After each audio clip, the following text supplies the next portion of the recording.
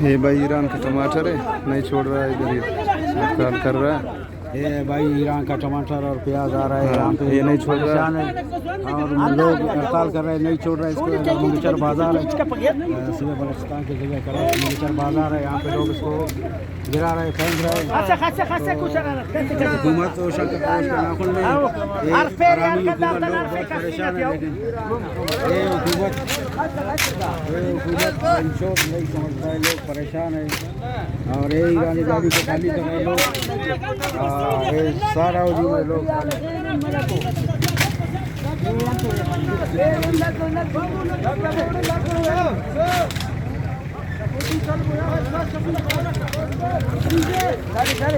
chef के था इसका पकड़ दिया शेफ